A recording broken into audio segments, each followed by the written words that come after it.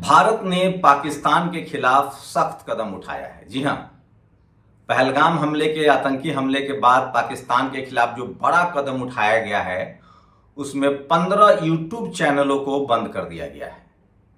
वो 15 YouTube channels हैं पाकिस्तानी जो भारत में अब नहीं देखे जाएंगे। उसमें शोएब अख्तर का भी वो चैनल है जिसको बंद कर दिया गया है। कौन कौन चैनल है वो बंद कर दिया गया है, लेकिन उमा शंकर सिंह जो खुद एक सवर्ण पत्रकार हैं, एनडीटीवी के रिपोर्टर हैं, उन्होंने कहा है कि चलो ये तो अच्छा फैसला है कि बंद कर दिया गया, लेकिन सबसे बड़ा सवाल है कि उन जातिवादी मनुवादी मीडिया जो भारत की मीडिया है उसको कब बैन किया जाएगा जो दिन भर पाकिस्तानियों को बैठाकर और भारतीय सेना का, भारत का और भारत के नागरिकों का अपमान करवाते हैं। इस पर ही बात करूंगा। नेहा सिंह राठौर पर एफआईआर हुआ है यूपी में। उन्होंने, नेहा सिंह राठौर ने फिर सवाल पूछा है कि प्रधानमंत्री से सवाल पूछना देश से सवाल पूछना नहीं है। कुछ सवर्ण पत्रकार जो हैं उनके समर्थन में लेख भी लिख रहे हैं। श्याम मीरा सिंह ने प्रधानमंत्री पर गंभीर आरोप लगाए हैं कि वो लाशों के सौदागर हैं। इस पर ही बताऊंगा। और कहां कहां देश जब इस समय एकजुट होने की बात है तो कौन लोग हैं जो जातीय हिंसा कर रहे हैं, बताऊंगा। कहां कहां जात के नाम पर हिंसा हुई, कहां बाबा साहब की मूर्तियां तोड़ी गई।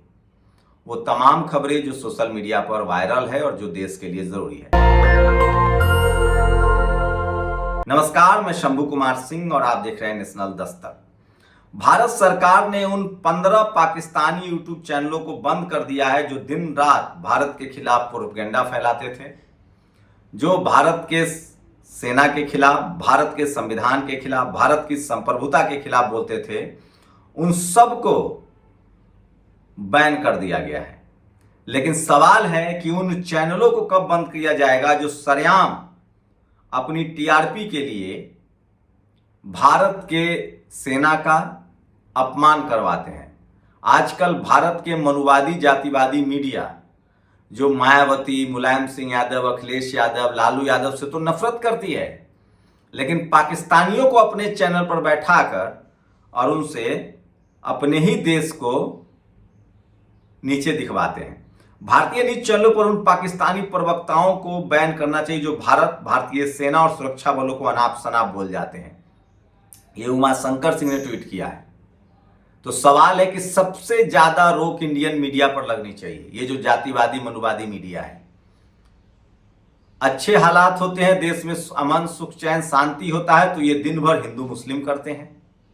ये जातिवादी मनुवादी मीडिया जब इस देश में सबसे ज्यादा जातीय हमला होता है तो उनको ये दबंग कहते हैं और उनका मनोबल बढ़ाते हैं कि नहीं, जातीय हिंसा करो। और इसलिए देश में लोग बंट रहे हैं। इन मनुवादी जातिवादी मीडिया सरकार से ज्यादा ये दिन भर हिंदू मुस्लिम करते हैं। इस वजह से इस देश में सांप्रदायिक दंगे हो रहे हैं। ये जातिवादी हमलों में दबंग लिखते हैं, उनका मनोबल बढ़ाते हैं। इस वजह से देश जातियों में बंट रहा है। सरकार से सवाल नहीं पूछते, तो इस देश की बर्बादी, लोकतंत्र की कमजोरी के लिए अगर कोई सबसे ज्यादा जिम्मेदार है तो इस देश की जातिवादी और मनुवादी मीडिया है। अच्छे दिनों में ये रोजी रोटी, सरकार इन सब पर सवाल नहीं करता। सोचिए, पाकिस्तानियों को बैठाकर अपने चैनल पर जगह देते हैं, तो क्या लगता है इन लोगों को बंद नहीं होना चाहिए था? ये सबसे बड़ा सवाल है। वहीं सुब्रमण्यम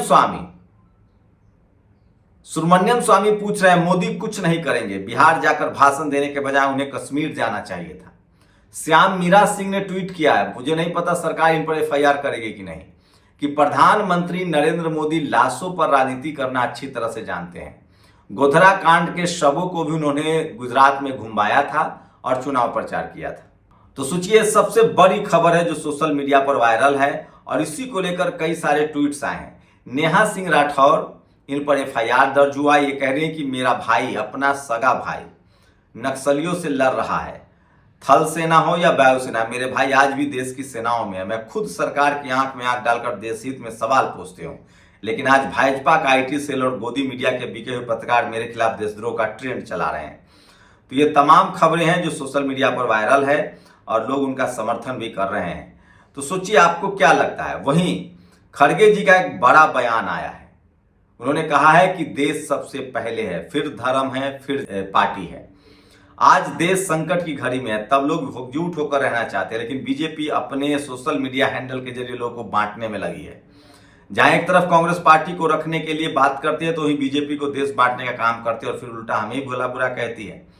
तो ये सबसे बड़ी खबर है जो सोशल मीडिया पर वायरल है, और वो तमाम 15-16 चैनल हैं जिनको बंद कर दिया गया। लेकिन लोग सवाल पूछ रहे हैं कि आखिर उन भारतीय मीडिया को कब बंद किया जाएगा जो दिन रात अफवाह फैलाते हैं।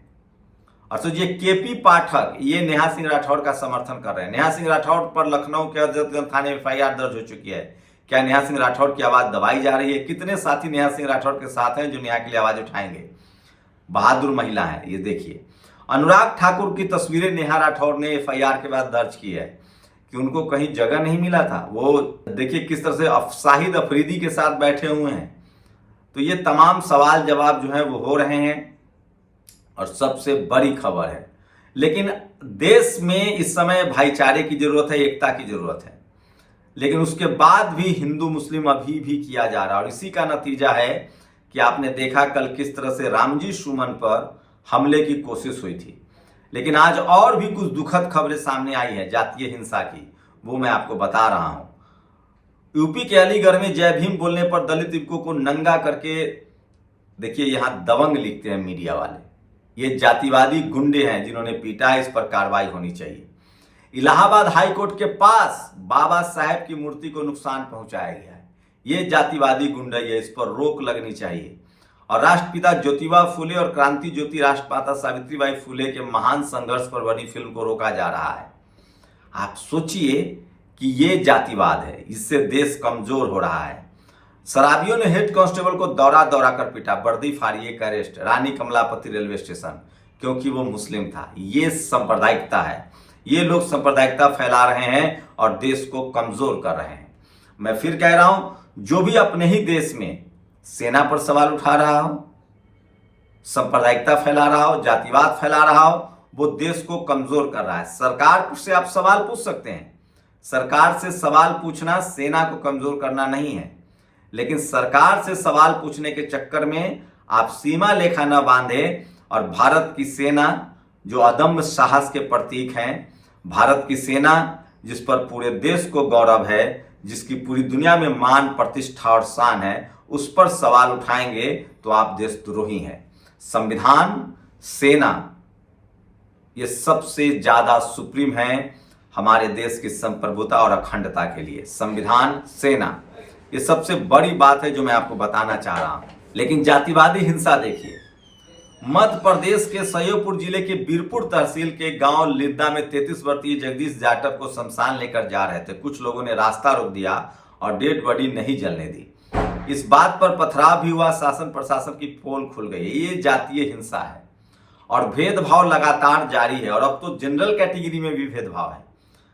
त्रिलोक सिंह AIR मतलब विश्वास स्थान, रिटेन में 851 नंबर, इंटरव्यू में सिर्फ 165।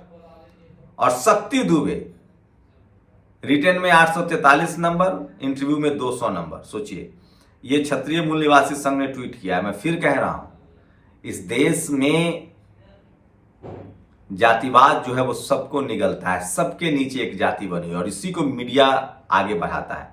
मामला इंटरनेशनल हो तो हम भारत सरकार के साथ खड़े हैं, सरकार चाहे बीजेपी की हो या कांग्रेस की, ये लाइन आपकी होनी चाहिए। ये सबसे बड़ी खबर है।